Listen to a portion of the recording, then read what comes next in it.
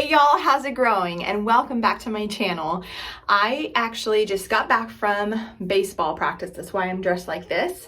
And we stopped by the grocery store to pick up a couple of things. And I happened to check out their plant section, and I thought this may be a really good video, quick video, but good video about buying starts from the grocery store and a couple of tidbits about these. So this here I got at a local grocery store here in Texas. We have HEBs. If you don't know what an HEB is, I'm so sorry, but it's like the best thing ever. But they have what's called the Texas Backyard, and that's where they have all their plants and stuff like that. So they had their vegetables out, and I was looking at their cherry tomatoes, and they had this sun sugar yellow orange cherry. I don't know what that looks like, but it sounds really cool. So that is what I picked up. What I wanted to tell you about picking up start plants. A couple of cool things about that. Yes, it can be a little pricier, obviously, than having to start from seed, but it's convenient for one, right? So I don't have to wait since January to get it to this size. The second cool thing about these is that they're already hardened off. So they're ready to go ahead and put in the ground, and you don't have to worry about them getting too much sun and blistering and then dying off. So the hard work has already been put in. All you get to do is enjoy the fruits of somebody else's labor and stick it in the ground. One of the really neat things that I learned from another YouTuber that I never thought about until now is that when you're looking at starts, pay close attention to how many plants are actually in the pot. So for example, this cherry tomato, I intentionally picked it up this way. One, because I think it's a really cool tip to know, and two, because I wanted to show you. This actually has 2 plants. See, there's this one, and then this one right here. So for the price of one, I actually got 2 plants. And sometimes you may even get luckier and get 3 or 4, depending on what the plant is.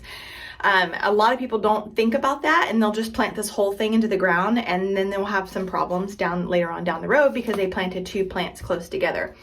But for the tomatoes as an example, if you know, then pick one out that has 1 or 2 or 3 plants and split them out, and you basically just saved a lot of money for 3 or 4 plants for the cost of one. So I thought this was a really cool thing.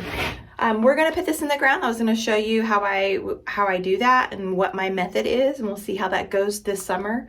But let's get to planting. How about that? Okay, so here we are at the raised bed, and I'm gonna plant these 2 tomato plants, and I wanted to show you kind of what the process is with these. So first, I'm gonna start digging the holes.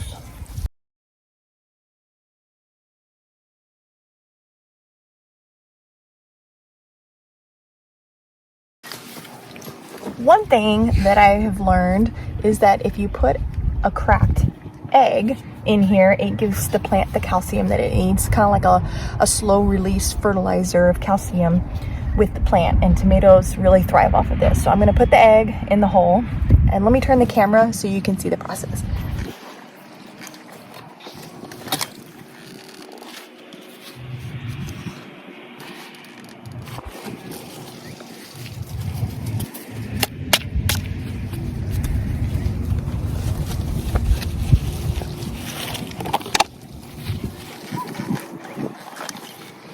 Okay, so I'm going to get the plants, and basically I'm going to separate these 2 plants out here.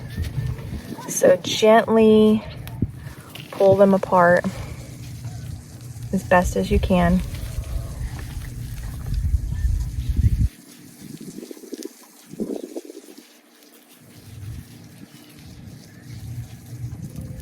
Okay, see, I now have 2 tomato plants.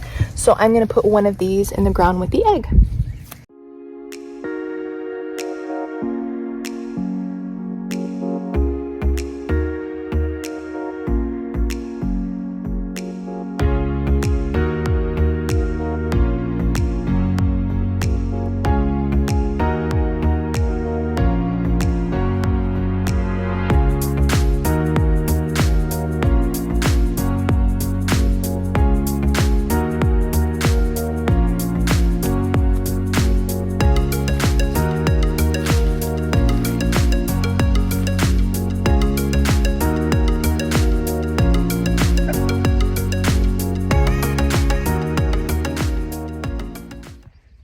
Well, I hope you enjoyed this video learning about plant starts and how I put them in the raised beds.